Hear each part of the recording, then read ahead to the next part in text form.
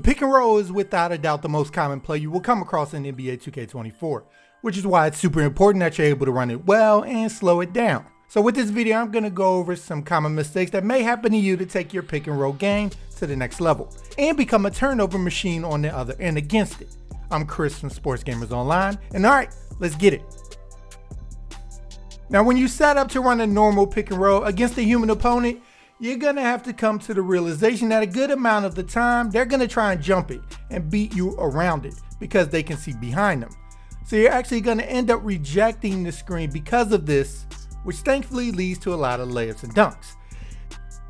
If they don't react to it after about 2 seconds is when I would say it's safe to use. Otherwise, you're going to be going the opposite way a lot of the time against humans because of the fact they can see behind them and anticipate. The minute you call for a pick and roll against a human opponent, it's game on. If you're playing a guy who's decently aggressive, because as I told you, they can see the pick and roll forming a mile away, they're going to try and cause mayhem.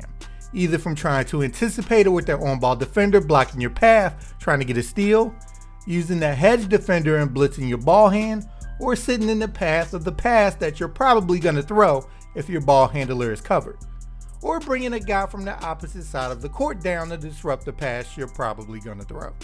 So you want to be aware of what the human defender is doing before you commit around the screen and pass to your target.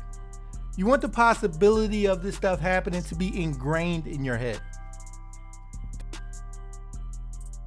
Now if your roll man is a threat anywhere that's not directly under the basket, you can create makeshift pick and fades by icon lead passing to them to get them to move away from the hedge defender and get them to stop on a dime. And to icon lead pass, you hit RB or R1 on your controller to bring up your icons, and then aim the left stick in the direction you want them to move away from the hedge guy, and then hit their icon to pass it. Doing this gives you another out if they're defending the roll guy well, making defending the pick and roll even more complicated. Something I noticed I was doing a lot, and I see others as well, is destroying the advantage you just created with the pick and roll to hit a three-pointer by immediately driving inside or not being aware where you are on the court and stopping 1 foot inside the line.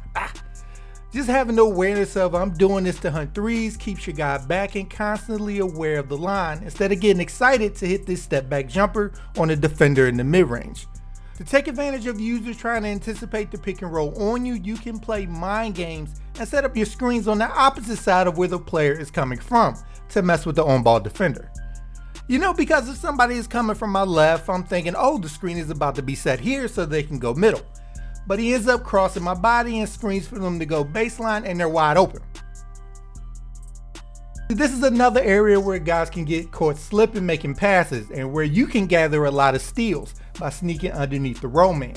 And that's switching on to the weak side defender by hitting R1 and then L1 or RB and then LB on your controller, or R1 or RB and then the player's icon furthest from the ball. On offense, you want to, while checking if the hedge defender has given the roll man a clear lane or not, to also check if the weak side guy is creeping over.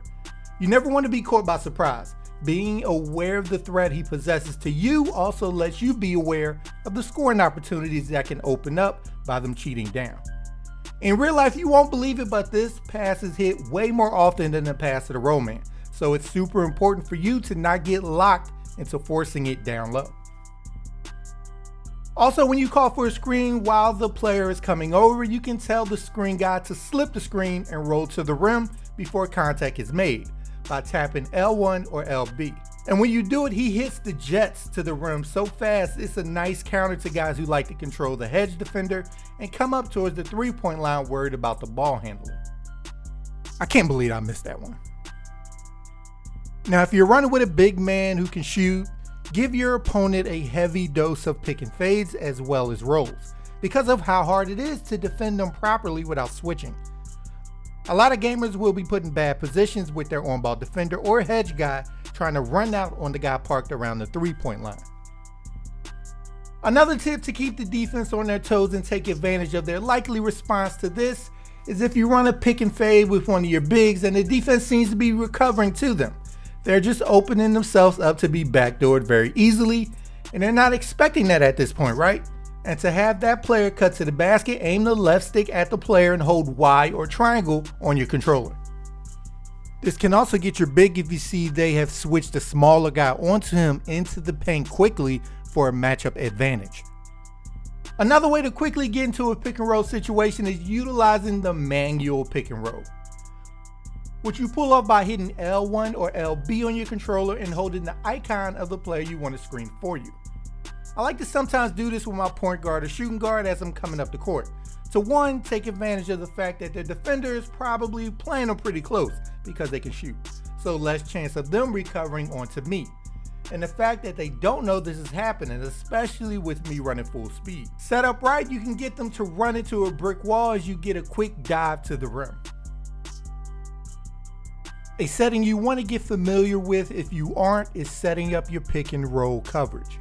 By going into your game plan and then down to defensive settings, we're going to keep it basic for now, but your team focus at the top will set up a game plan to dictate to the offense what you want to give up. No threes by default, you're switching in a non-center screen and going underneath the screens involving the center, with the center's matchup playing catch hedge, which means he'll be chilling in the paint, guarding the roll man, and if the ball handler gets inside the paint. Shrink the Floor has the same game plan as far as pick and roll coverage is concerned. Stay Home has you go underneath the screen no matter who is the ball handler, and having the big man playing catch hedge, which again has him drop into the paint. You generally don't want to play this type of coverage if the ball handler can shoot. Switch has every non-center screen switch while going under on center pick and rolls. In custom, you can pick what you like. If you switch anything from the preset schemes, it will switch to custom regardless, but yeah. You can also take advantage of the fact that your opponent can see the pick and roll develop by starting it with you further away to get them to back up or go over on their own as a reaction to you moving forward. A lot of the times, they'll leave you wide open. On defense, you can get the jump on anticipating when the pick and roll is about to happen by changing your team communication and your coaching settings. And once there, you change it to defense only. This is one way to clue you into a pick and roll is about to happen by the little indicator popping above your head telling you whatever you have your pick and roll coverage set as to execute it. But I mainly use it to alert me when the screen is happening, period. This gets you into your adjustments a lot faster because the game gives you plenty of warning. Now to alley-oop, you want to make sure first off your guy has a clear lane to the hoop. It doesn't matter if the defender is in front of the restricted area. If your guy has a straight line, you're good. And then double tap the triangle or Y button, and then a meter will pop up where you then must stop it inside the green as close to the white line as possible to nail the alley-oop. While driving, you can also take advantage of hedge used the defenders trying to anticipate the ball to your rolling big man to get the ball handler open shots right at the rim. When you successfully stop somebody, you automatically think, okay, what are they going to do next? And in this situation, it's usually a pass to the big right next to them. Anticipate them knowing this and be patient in these situations. You'll be surprised how often they leave you wide open. Sorry, sports gamers, I hope this video was able to help you out. And if you like the content we provide, make sure to subscribe to the channel if you haven't so you don't miss anything we put out. Alright people, I'm Chris.